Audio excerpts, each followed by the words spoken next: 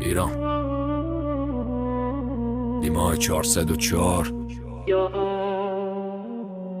بازار بسته،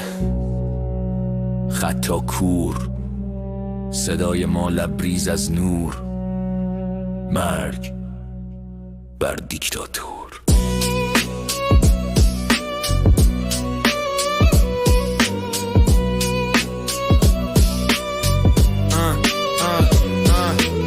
بازار قفل و شهر توی کماس، ریال و خاک و سفره ها روی حواست، حساب سراسری زنجیر به زنجیر، خشم خیابون شده تقدیر و تدبیر، گلول زنده است و تنها بی سپر، نتو قطع کن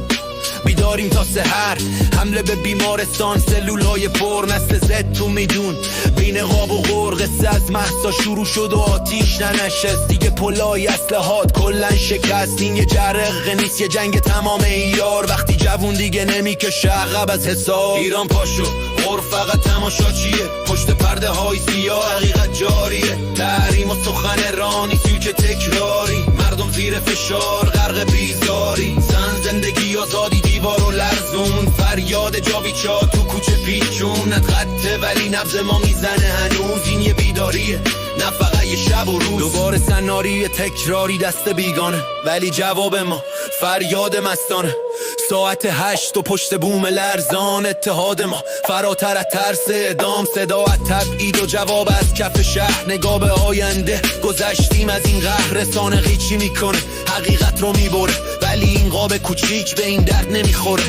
دنیا جست میگیره ما میدیم تاوان، سکوت جهانی بسته بندی ارزان، منجی تو قصه نیست ناجی خود مایم، وقتش تموم شه ما ته ماجران، فقط بحث نون نیست درد 40 سال است، حکومت وحشت دیگه یه توفال است، سیگنال قطع ولی میلیون و صدایم، ما کابوس شب دیکتاتورایم، تخت و تاجی نمیخوایم قفس میشکنیم، ما صاحب این خاکی ما یک میانیم،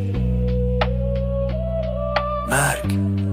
بر دیکتاتور، تحریم واسه ما طلا واسه اونا، سیاست کاغذی ویرونی خونه ها، نگرانی فرمالیت پشت درهای بسته، شهر تو آتیشه و دنیا چه بی خیال نشسته، 88 امید و خاک کردیم تا امروز که با خون ترس و پاک کردیم، رویای سکولار کرامت و نون، آزادی واقعی نه حرف قشون، پول سکوت میره تو جیب نیابتیا، تاریخ عوض میشه با ارادی ما، دیکتاتور میشکنه وقتی ترس میمیره، این خیابونه که تصمیمو میگیره. ایران پاشو غرب فقط تماشاچیه، پشت پرده های سیاه حقیقت جاریه، زن زندگی آزادی دیوار و لرزون، فریاد جاویچا تو کوچه پیشون، نه قطعه ولی نبض ما میزنه هنوز، انقلاب نفس میکشه ما زنده هم هر روز، خاموشی پایان صدا نیست، تاریخ بیدار شو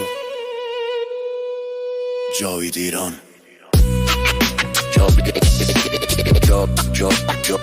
ایران،